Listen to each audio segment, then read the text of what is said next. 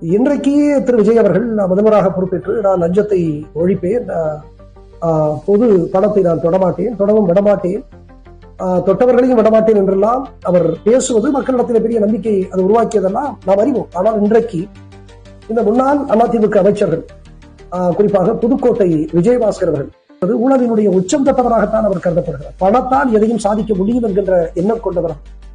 இன்றைக்கு கூட அவர் வெற்றி பெற்றிருப்பது விராலிமலை தொகுதியிலே ஒரு வாக்காளர்களுக்கு 2000, 3000 என்று அவர் லஞ்சத்தை அளித்து அவர் இன்றைக்கு வெற்றி பெற்றிருக்கிறார். பெரும் தொகையை இந்த ஊழலால் அவர் சேர்த்துக் கொண்டிருப்பதாக இன்றைக்கு அறியப்படுகிறது.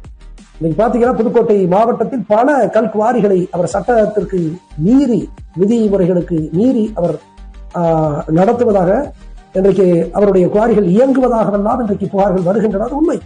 அவரை போன்றவர்கள் எல்லாம் இன்றைக்கு தாவேக்காவில் இணைத்துக் கொள்வது என்பது திரு விஜய் அவர்களுக்கு ஒரு பின்னடைவாகத்தான் இன்றைக்கு பார்க்கப்படுகிறது.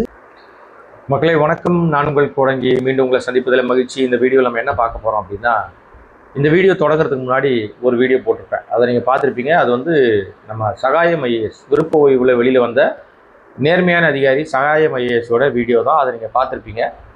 அவருடைய ஆக்சுவல் டேக்லைன் என்னென்னா, லஞ்சம் தவிர நெஞ்சம் நிமிர். இதுதான் அவர் வந்து ரொம்ப ஆணித்தரமாக தன்னுடைய பணிக்காலத்திலும் சரி இப்போதும் அவர் அதில் ரொம்ப தெளிவாக இருக்கிறார்.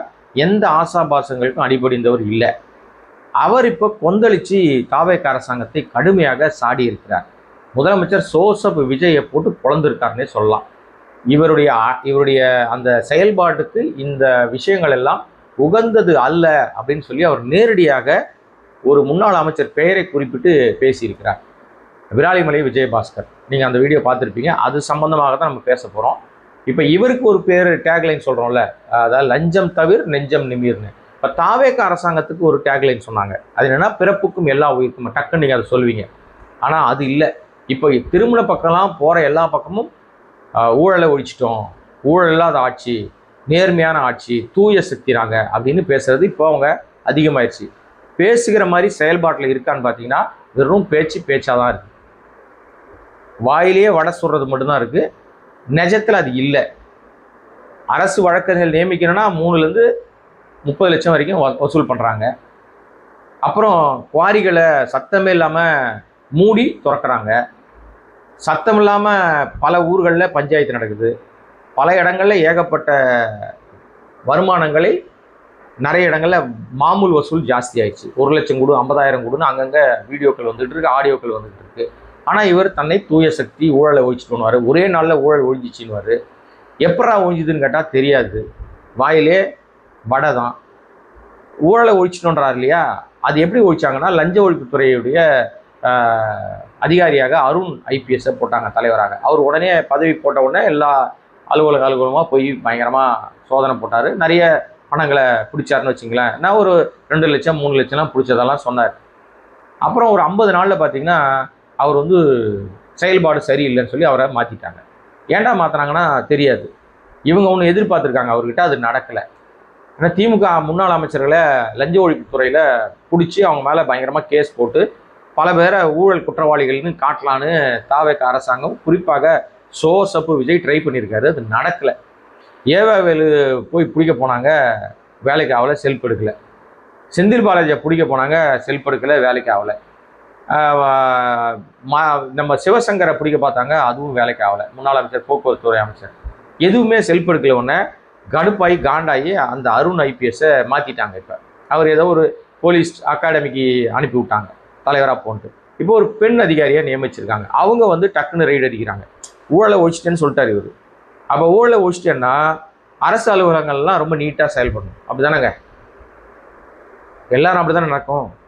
இப்போ லஞ்ச ஒழிப்புத்துறை எல்லா அரசு அலுவலகங்களில் சார் பதிவாளர் அலுவலகம், பத்திரப்பதிவு அலுவலகம், அரசு அலுவலகங்கள்லாம் சோதனைக்கு திடீர்னு போய் சோதனை பண்ணுறாங்க.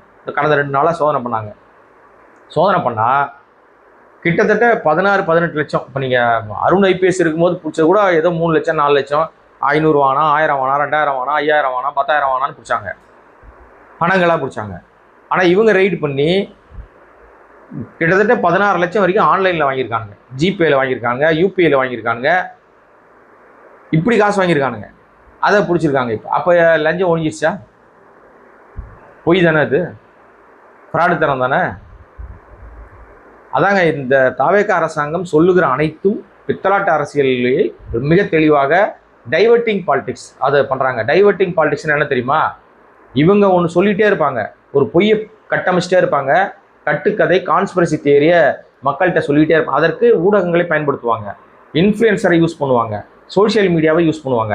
இது மக்கள்கிட்ட போயிட்டு சேர்ந்துக்கிட்டே இருக்கும்போது பின்னாடி அவங்க வேற வேலை செஞ்சுட்டு இருப்பாங்க, தவறான ஒரு வேலை செய்வாங்க. குதிரை பேரத்தில் ஆட்களை விலைக்கு வாங்குவாங்க, ஆட்சி நிர்வாகத்தை சீர்குலைப்பாங்க, நாசமாக போயிட்டு இருக்கோம். அவங்க ரீல்ஸ் பார்த்துட்டு இருப்பாங்க, ரீல்ஸ் போட்டுட்டு இருப்பாங்க. இது தொடர்ச்சியாக நடக்கும். இப்போ இந்த இடத்துல என்ன நடந்திருக்கு அப்படின்னா, இப்போ இவங்க வந்து இது எல்லாம் லஞ்சத்தை ஒழிச்சிட்டோம் எல்லாம் பண்ணிட்டோம் அப்படின்னா அது ஒழிந்ததானா? ஒழிஞ்சா இந்த அரசு அலுவலகங்கள் இவ்வளோ பணம் எப்படி பிடிக்க முடியும்? அப்போ புறையோடி போன விஷயத்தை ஒரு நாளில் ஒழிக்க முடியாது, அதற்கு கொஞ்சம் டைம் எடுக்கும். அப்போ ஏன் போய் சொல்கிறீங்க? ஊழலை ஒழித்து கொண்டிருக்கிறோம்னு வேணா சொல்லுங்க, ஒழிச்சிட்டோன்னு எப்படி சொல்லுவீங்க? இப்போ சகாயம் ஐஏஎஸ் பேச்சுக்கு வந்துடுறேன். சகாயம் ஐஏஎஸ் வந்து மிக தெளிவாக நேரடியாக பட்டவர்த்தனமாக ஒரு டைம் வந்து நம்ம முதலமைச்சர் ஜோசப் விஜய்க்கு நிறையவே சப்போர்ட் பண்ணார். அவர் ரொம்ப நல்லா பண்ணுறாரு, அவர் நிர்வாகம் நிறைய பண்ணுறாரு, அப்படி இப்படின்னு நிறைய. நான் ஒரு முறை அவர்கிட்ட பேசிகிட்டு இருக்கும்போது கூட சொன்னார். அப்போ கூட நான் கேட்டேன், என்ன சார் நீங்கள் தான் திருச்சி கிழக்கில் நிற்க போகிறீங்களா அப்படின்லாம் கேட்டால் அவர் சிரிச்சார், பதில் எதுவும் சொல்லலை, சிரிச்சார். ஸோ அந்த மாதிரி நபர்கள்லாம் இருந்தால் நல்லதுன்னு நம்ம கூட வீடியோலாம் போட்டோம். இந்த அரசாங்கத்துக்கு இப்படிப்பட்ட நபர்கள்லாம் கூட இருந்தாங்கன்னா ஒரு பெரிய பேக் போனாக இருக்கும், நேர்மையான அதிகாரிகள் இருந்தால் நல்லதுன்னெலாம் சொன்னோம். ஆனால் இந்த அரசாங்கம் அதெல்லாம் காதில் வாங்காதில்லை. இவர்களுக்கு நேர்மையான எந்த கடையில் விற்குதுன்னு கேட்குற ஆட்கள் இல்லையா? இப்போ அவர் பார்த்து சப்போர்ட் பண்ண அவரே கொந்தளிச்சிட்டார். விராலிமலை விஜயபாஸ்கர் குறித்து பட்டவர்த்தனமாக பேரை சொல்லி நேரடியாகவே சொல்லிட்டாரு, ஒரு ஊழலின் ஊற்றுக்கண் மட்டும் இல்லைங்க, ஊழலுடைய சுரங்கம் ஆகுது, ஏகப்பட்ட குவாரிகளை கல்குவாரிகளை அனுமதியின்றி நடத்துகிறார், அவர் நேர்மையாளர் இல்லை, அவரை விஜய் சேர்த்தது விஜய்க்கு மிகப்பெரிய அவமானம், விஜய்க்கு மிகப்பெரிய பின்னடைவு, விஜய் மீது வைத்திருக்கிற தூய சக்தி என்கிற அந்த பிம்பம் உடைந்து விட்டது, நம்பகத்தன்மை குறைந்து விட்டது அப்படின்னு நேர்மையாக இன்று வரை இருக்கிற சகாயம் ஐஏஎஸ் சொல்லியிருக்கிறார். ஏன்னா அவர் கடந்த அதிமுக ஆட்சி காலத்தில் அவரால் செய்யப்பட்ட வேலைகள்லாம் அவ்வளோ ஏராளமான வேலைகள், குவாரிகளை மூடினது, சுடுகாட்டில் போய் ராத்திரியில் படுத்து கிடந்தது, பல விஷயங்களை வெளிச்சத்துக்கு கொண்டு வந்தது, ஏராளமான அதிகாரிகள் அவர் மேலே காண்டானது. ஏன்னா அவர் நேர்மையாக இருக்கார். ஆனால் ஒரு கட்டத்துக்கு மேலே இனிமேல் இந்த அதிகாரிகளோடு நம்மளால் பணியாற்ற முடியாது, அரசாங்கத்தோடு நம்ம பணியாற்ற முடியாதுன்னு வருஷங்கள் அவருக்கு இருந்தால் கூட விருப்ப ஓய்வில் வெளியே வந்துட்டார். அவர் பேரை வச்சு தான் ஒரு படத்தில் இவர் பேர் சகாயம் ஐஏஎஸ், சர்க்குணம் ஐஏஎஸ்னு ஒரு படத்தில் காட்சி வச்சுருப்பாங்க, சர்க்கார் படத்தில். அது இவரை இன்ஸ்பிரேஷனில் தான் வச்சுருப்பார் நம்ம முதலமைச்சர் ஜோசப் விஜய். ஏன்னா அந்த படத்தை இயக்குனது நம்ம நண்பர் முருகதாஸ். அது ஹீரோவுக்கு தெரியாமல் அந்த பேர் வைக்க முடியாது. ஸோ அது ஜோசப் விஜய்க்கும் சொல்லப்பட்டிருக்கும், இந்த மாதிரி இவரை வச்சு தான் நாங்கள் வந்து. ஏன்னா நான் கேட்டேன், அப்போ ஆமாம் எனக்கு அவர் ரொம்ப பிடிக்கும், அதனால் அவரை இன்ஸ்பிரேஷனை வச்சு தான் அந்த பேரை வைக்காமல் சர்க்குணம் ஐஏஎஸ் வச்சேன் அப்படின்னு சொன்னார். இது இப்படி நடத்திய இவர் இப்போது விஜயபாஸ்கர் சன்போவை சேர்த்துக்கிட்டு பட்டவர்த்தனமாக இந்த கும்பல் தாவேக்கா கும்பல் நேர்மையான கும்பல் இல்லை, தப்பான கும்பல்னு அவங்களுக்கு அவரே சர்டிஃபிகேட் போட்டுக்கிட்டார். இனி மக்கள்கிட்ட எந்த மூஞ்சி வச்சு போவாங்க? ஒரு பானை சோற்றுக்கு ஒரு சோறு பதம். நேர்மையான அதிகாரிகள் அனைவருமே தாவேக்கா அரசு மீது கடுப்பாயிருக்காங்க, காண்டாயிருக்காங்க. இப்போ நீங்கள் ஆட்சி அதிகாரத்தை மைனாரிட்டி அரசாக இருக்கிறீங்க, இன்னும் மெஜாரிட்டி வரல. மெஜாரிட்டி ஆக்குவதற்காக எல்லா தில்லாலங்கடி வேலையும் இதுவரை பாஜக கூட செய்ய துணியாத வேலையெல்லாம் செய்கிறீங்க. பாஜக தான் இந்த மாதிரி குதிரை பேரத்திலலாம் பயங்கரமாக இருப்பாங்க, மோசடி வேலைகளை அவங்க தான் நிறைய பண்ணுவாங்க. எம்எல்ஏக்களை எப்படி தூக்குறது, எப்படி ஆட்சியை கவுக்குறது, எப்படி உள்ள போட்டு எப்படி ஆட்டத்தை கலைக்கிறது, எம்எல்ஏவே இல்லைனா கூட எப்படி ஆட்சி அதிகாரத்தை முதல்வர் ஆகிடுறது, அந்த வேலையெல்லாம் பாஜக மிக தெளிவாக செய்யும். அவர்களுக்கே டஃப் கொடுக்குற இடத்துல தாவேக்கா இருக்குது. அதற்கு சோசியல் மீடியாவை யூஸ் பண்ணுது.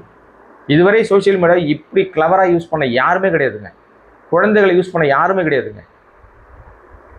இந்த அடிப்படையில் இப்போ அவர் கொந்தளிச்சு பேர் சொல்லியே போட்டார், விராலிமலை விஜயபாஸ்கர் ஊழலுடைய சுரங்கம், அவரை நீங்கள் சேர்த்ததுனால உங்களுக்கு மிகப்பெரிய பின்னடைவு. இதை தான் எல்லாருமே சொன்னாங்க. இன்று வரை தாவேக்காவுக்கு போய் இந்த மாதிரி இந்த ஊழலின் ஊற்றுக்கண்ணா இருக்கிற எல்லாரையும் கூட்ட சேர்த்துக்கிட்டதுனால உங்களுக்கு பேர் தான் கெட்டு போச்சு. நீங்கள் இதுக்கு முன்னாடி சொன்னீங்கிற தூய சக்தி பிம்பம் அது நாசமாக போச்சு, உடஞ்சி நொறுங்கிடுச்சு. இனிமேல் நீங்கள் தூய சக்தின்னு வெளியே சொல்ல முடியாது. அந்த அடிப்படையில் சகாயம் ஐஏஎஸ் பேச்சு என்பது இன்றைக்கு பேசு பொருளாக மாறி இருக்கிறது. இவ்வளவு நேரடியாக அவர் அட்டாக் பண்ணதே கிடையாது யாரையுமே. ரொம்ப தெளிவாக பேசக்கூடியவர். அவரே கோவப்பட்டு பேசியிருக்கிறார்னா இந்த அரசாங்கத்தினுடைய செயல்பாடுகள் பொதுமக்களால் விமர்சிக்கப்படுவதை தாண்டி நேர்மையான அதிகாரிகளாலும் விமர்சிக்கப்பட சூழ்நிலை உருவாயிடுச்சு. இதற்கு பிறகாவது திருந்தாவிட்டால் இந்த அரசாங்கம் என்பது நீடிக்கிற ஒவ்வொரு நாளும் தமிழ்நாட்டை படுபாதாளத்துக்கு சீரழிகிற நிலைமைக்கு தள்ளுவதும் என்பதில் எந்த விதமான சந்தேகமும் கிடையாது. என்ன நடக்க போகுது அப்படின்றத பொறுத்துன்னு தான் பார்க்கணும். இப்போ ஒருத்தர் பேசியிருக்காரு, இவர் பேச்சை சாதாரணமாக நீங்கள் எடுக்க முடியாது. ஏன்னா இவர் நேர்மையான அதிகாரி. இவரை போன்ற ஏராளமான அதிகாரிகள் இன்றைக்கு பதவியில் இருக்காங்க. ஏன்னா இந்த ஆட்சியே யார் வந்தாலும் அதிகாரிகள் துணையோடு தான் நடக்கும். அதிகாரிகள் நேர்மையான அதிகாரிகள் அமைதியாகிட்டா நிர்வாகம் நாசமாக போயிடும். இதுதான் இப்போ நடந்துகிட்டு இருக்கிற விஷயம். என்ன நடக்க போகுது அப்படின்றத பொறுத்திருந்து பார்ப்போம். அதுவரை நம்முடைய சேனலை சப்ஸ்கிரைப் பண்ணாமல் பார்த்துட்டு இருக்கிற அன்பு நண்பர்களே சப்ஸ்கிரைப் பண்ணுங்கள், சப்போர்ட் பண்ணுங்கள். இன்னும் பல விஷயங்கள் பேசலாம். நன்றி, வணக்கம்.